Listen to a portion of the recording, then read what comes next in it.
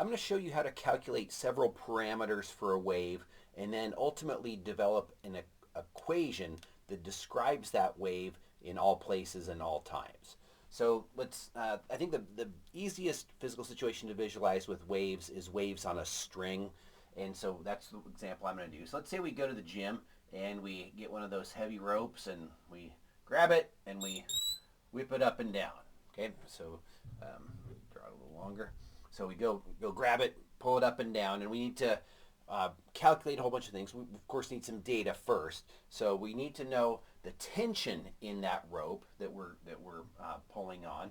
And so it's not how hard we're lifting it up and down. It's how much tension sideways that we're pulling on it. And that tension force is going to be equal to 48 newtons.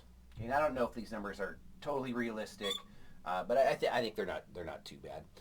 We know that the length of the rope that we grab is 9 meters long, and we know that the mass of the rope is 15 kilograms. Okay. We also know that it takes us 2 seconds to lift the rope up and down. Okay, so we take it up, down, back up. So the time between when it's up and the next time it's up would be the period, and we're going to say that that's 2 seconds. And later on, we're going to need the amplitudes. The amplitude would be, how far we are from equilibrium. So this distance right here, or this distance right here. So the amplitude is known to be 0.7 meters. Okay, so that's how big these oscillations are. Okay, so that's what we do to this rope. That's the properties of the rope, what we do to it. And now we can calculate a whole bunch of different things. So let's start with the speed of these waves. So we can predict the speed of the waves based on these 3 parameters: the tension, the length, and the mass. And the formula looks like this. So we have speed of waves is square root of the tension force divided by the mass per unit length. Okay, sometimes this is abbreviated as the Greek letter mu, the mass per unit length. But we've got mass and length, not mass per unit length, so we'll write it out this way. So we just throw in the numbers. I have all these in SI units. So 48 newtons divided by a mass of 15 divided by a length of 9. I throw that into my calculator and I get 5.37 meters per second. Okay, so that's how fast we would observe these crests moving and troughs moving left to right in that rope, assuming that we held this thing constant. Okay, that's of course probably going to vary if you're actually doing this at the gym, but this gives you a reasonable estimate of how fast the waves are transmitted. So about half of an Olympic athlete's speed. That seems about right to me. Okay, a few other things. We know the period, so we can easily calculate the frequency and the angular frequency. Let's go ahead and do that. So frequency is 1 over period, so 1 over 2 seconds, so 0.5 hertz. And we can get the angular frequency, which is 2 pi times the frequency. So 2 pi times that gives me 2 pi times 0.5. That cancels when you send it with pi. So 3.14 radians per second. Now you don't want to take that radian literally. There's no angle measurement here. It's just a mathematical abstraction that will go into the wave function that I'm going to show you in a bit here. Okay, so we need to calculate also this distance right here, the distance between the peaks.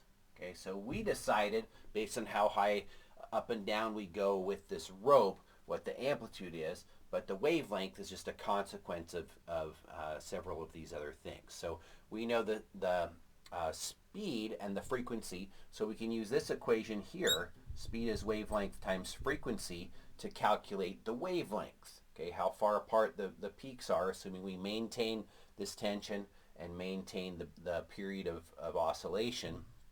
So let's solve that for wavelength.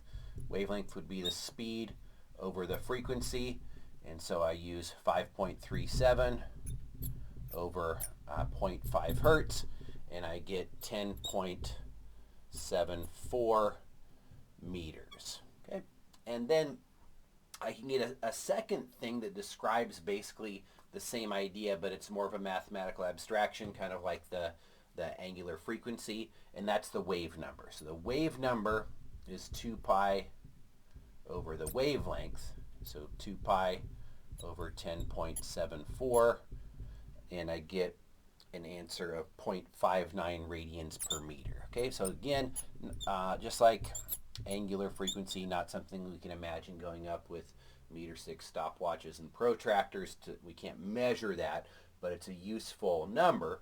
In fact, that's what both this one and the angular frequency are what go into our wave equation, which gives a general description of the wave for all locations and times. So that equation looks like this, and it's a little bit arbitrary in that we're using the cosine function. So we're assuming that at time 0 we're at a peak. Okay, so this doesn't allow for what's called a phase angle, which would allow for our starting point to be something other than at a peak, but that's okay.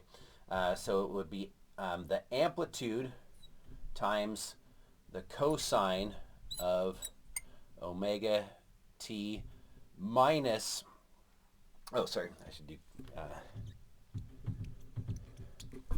kx minus omega t. Okay, so that's the equation for a wave that's traveling left to right. So put a minus sign in there, and then we can just throw in the numbers. So y as a function of horizontal position and time would be the amplitude, which is 0.7 meters,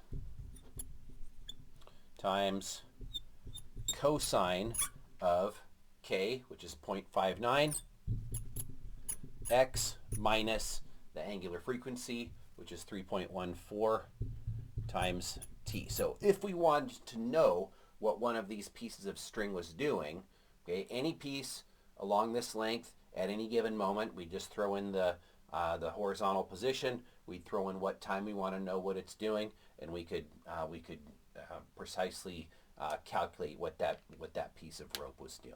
Okay. All right. So that's it. So I hope you have a good day. I'll see you next time.